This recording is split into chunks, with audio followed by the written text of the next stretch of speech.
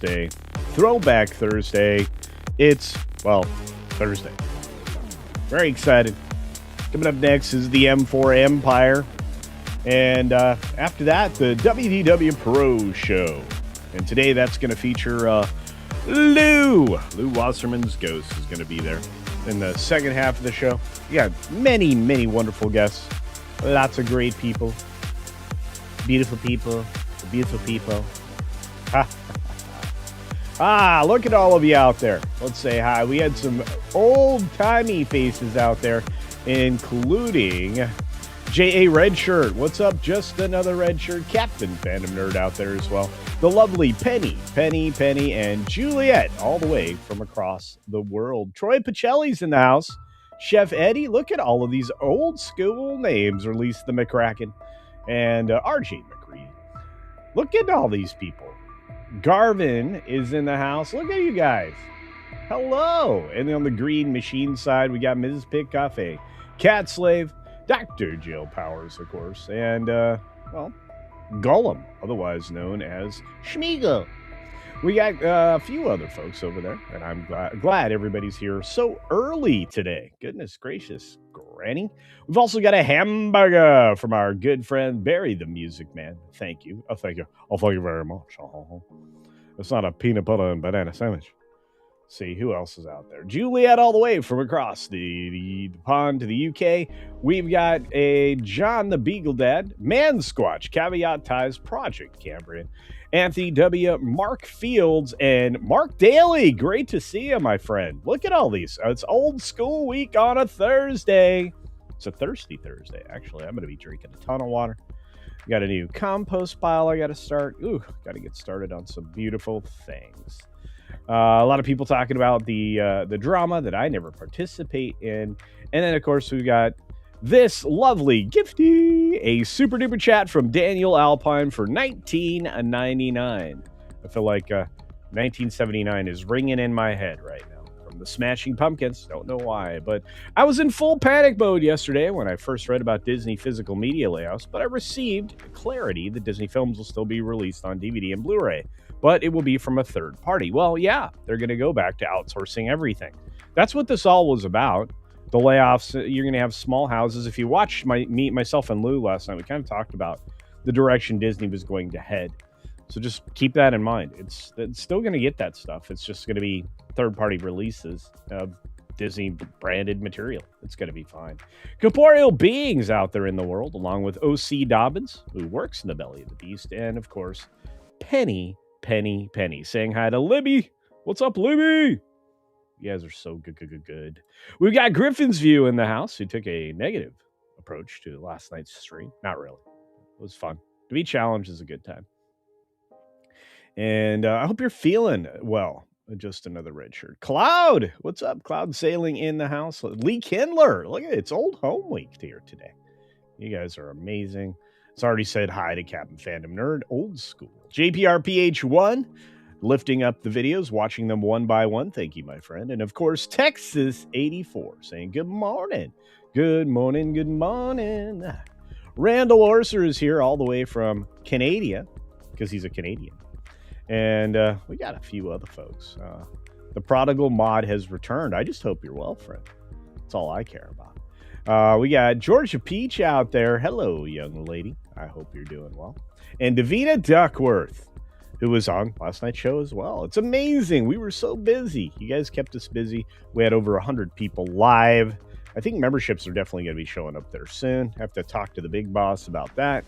And I got a couple more articles that I'm putting together. So I'm going to keep writing because some people seem to like it. For That Park Place, which you should go and check out. That Park Place live on Friday. I think it's Jonas and Marv. That'll be a good time. Carl Sings out there. Hello. And Roby Hamlin says, hello, Dr. Culture. It's time for class education to begin now. Thanks for keeping us up to date. That's my job. And thank you. That's very kind.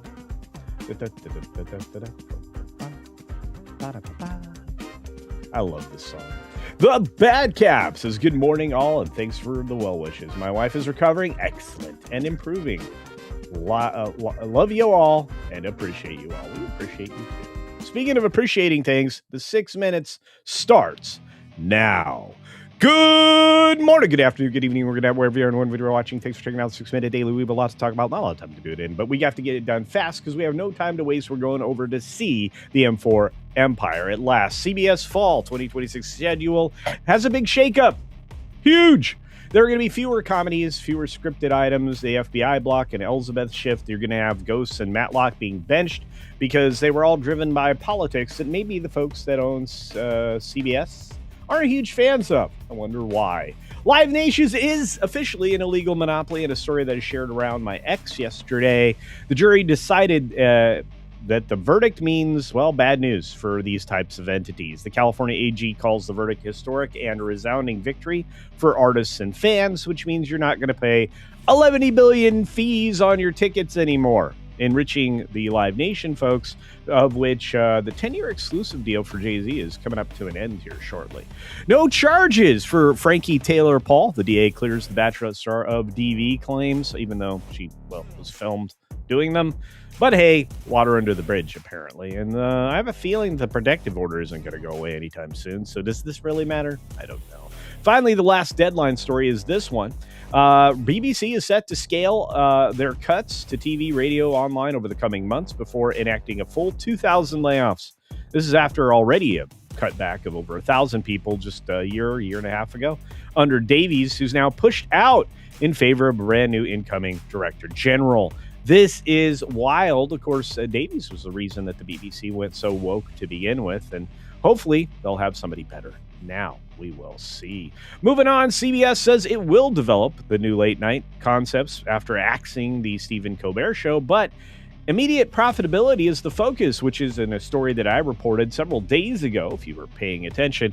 The focus is on the Byron Allen deal, which will actually input cash and capital into the company, at the same time giving this man the right to sell the commercial time and to syndicate his programming. Well done, Byron Allen, the billionaire. Congratulations, friend.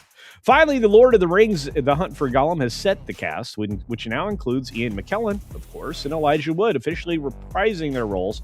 Jamie Dornan is going to be taking over as Aragorn, and I think that's with the well wishes of the previous actor. Now, the Game of Thrones movie was officially titled Aegon's Conquest, one of the pieces of news that got lost in CinemaCon, but this is going to be a movie, so you will actually go and see it and enjoy it, and I hope it's good, because so far, I'm not super thrilled with some of the events that are happening around Game of Thrones. Val Kilmer officially resurrected now, as I reported several weeks ago.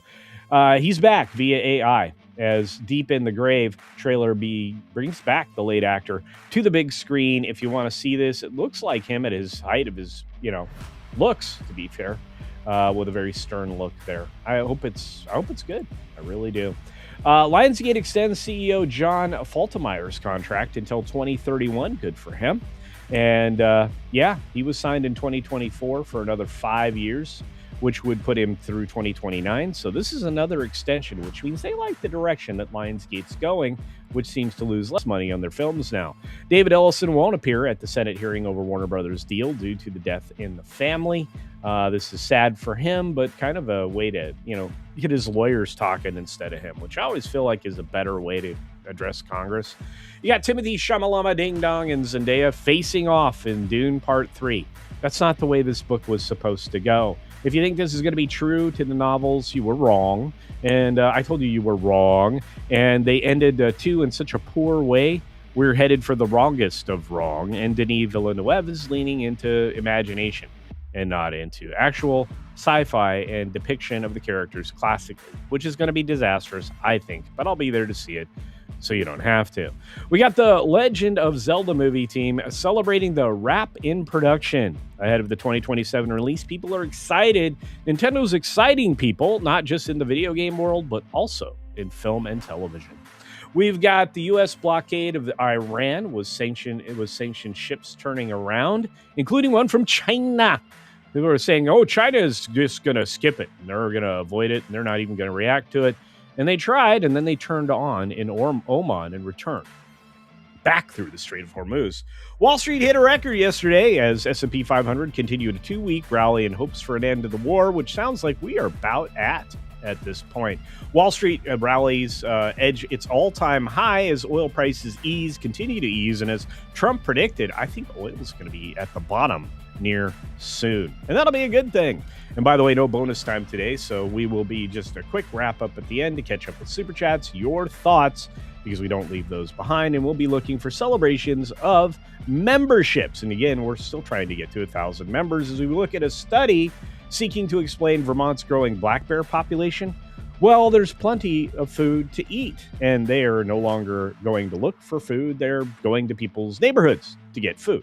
And honestly, they are getting food. Whether they have to come in your house and pull it out of your fridge or go to the local, ice cream shop, they're going to find food. They're also going to find it at booths, at theme parks, and other places that are spread around not just Vermont, but all of the areas there, including North Carolina, Tennessee, and many other places where black bear populations are exploding.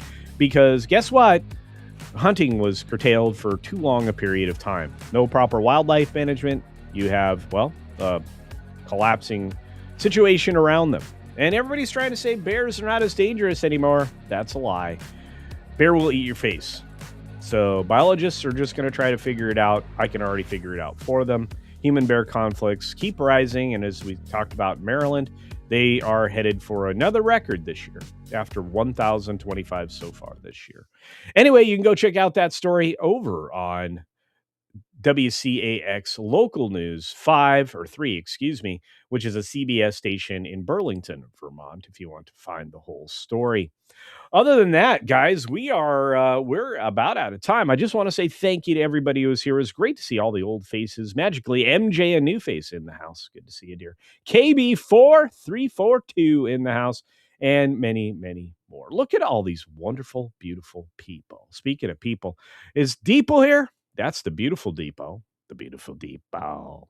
Okay, who else is out there? Caveat Ties. Thanks for being around, friend. It was good to see you last night. Longest Parsec, who's been here for the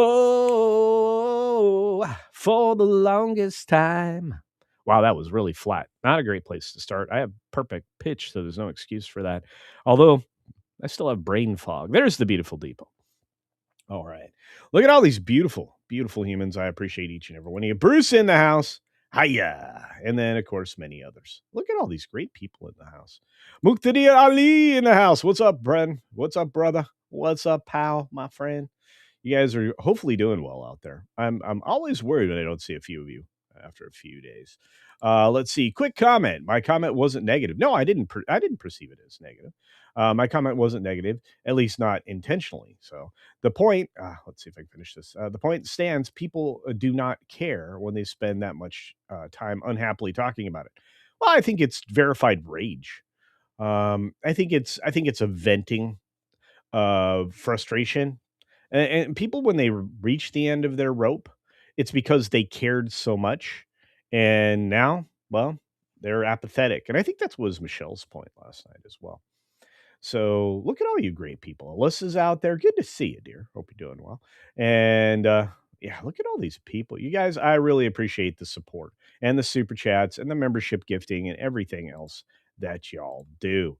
Let's make sure we didn't miss anything. We want to say thank you again to Daniel Alpine for the $20 in generosity, and to Barry the Music Man for the Hambanger for a $1.50 super duper sticker. Thank you so very much. Thank you. Oh, thank you very much. Oh. We're going to double check that we didn't miss anybody's membership celebration. Make sure you use those chats every month or they go away. And there are none. So on that note, folks, I wish you well the rest of your days, and whether or not you see me again or not on somebody's show, just know I am making entertainment specifically and information specifically for you the rest of the day, which includes a new video for tomorrow and another 6-minute daily tomorrow morning. All you have to do is say a happy Friday tomorrow, and I think all will be well as we head into a beautiful weekend, one where I get to work outside the whole time. I'm very excited. Be sure to take care of yourself, take care of others, and until next time, see ya for real. CultureCasino.